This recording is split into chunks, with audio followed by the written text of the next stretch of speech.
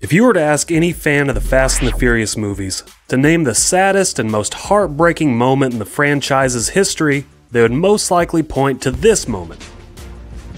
But if you were to ask a Mustang fan the same question, they'll undoubtedly point to this.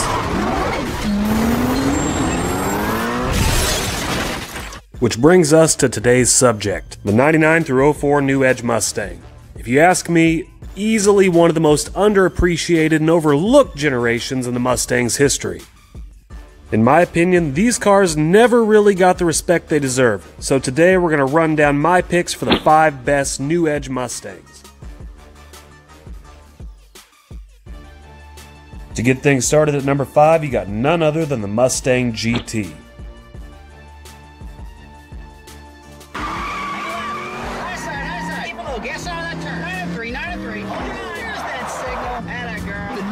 Mustang moves even faster with 2.9 financing. The 99 through 04 GT. Certainly not the most beautiful or powerful Mustang ever made, but a far cry from the ugliest or slowest.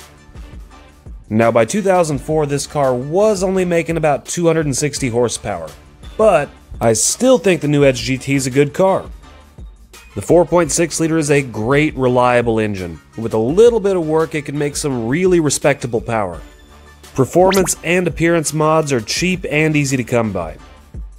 If you're a younger guy looking for his first Mustang, or just on a budget, look no further than the new Edge GT. And at number 4 we got the 2001 Bullitt.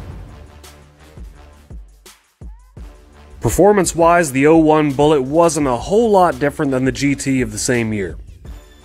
It did make slightly more power, sit 1 inch lower, have upgraded suspension, and larger front brakes than the GT, but what really made the Bullitt stand out was obviously its appearance.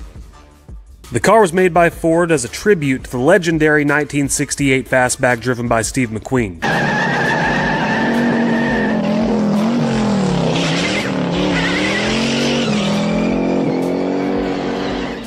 The Bullitt only came in 3 colors.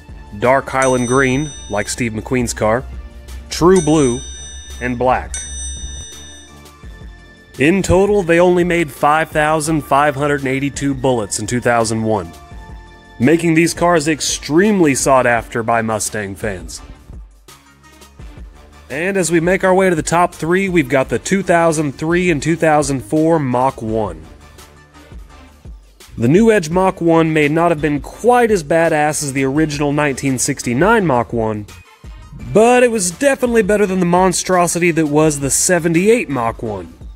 And while we're on the topic of shitty Mustangs, I'll go ahead and quickly plug my other video, Top 5 Worst Mustangs Ever Made.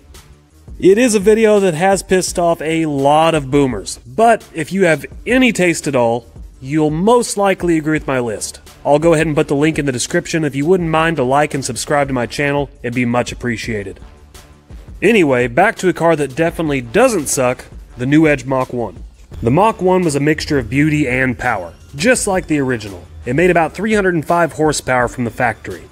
With stock performance upgrades like a dual-bore throttle body, aluminum intake manifold, Mach 1 specific mufflers, high-flow 4-valve cylinder heads, and a fully functional shaker hood. As far as the exterior goes, it had matte black front and rear spoilers, matte black hood stripe and side stripe, and heritage wheels, which are basically a modernized version of the old-school Magnum 500s.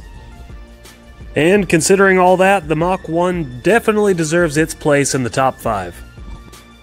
Coming in at number 2, we got the 2000 Cobra R. Back in the year 2000, the Cobra R was the fastest production Mustang ever made.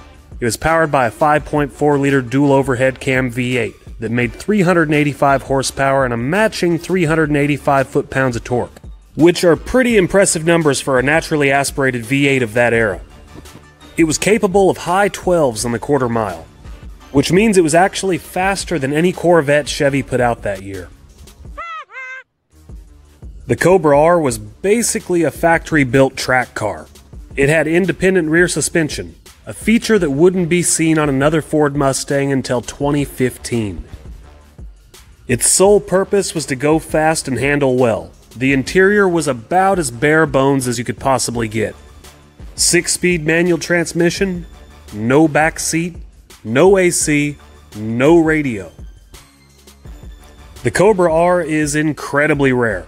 They only made 300 of these cars, and yes, they were all red.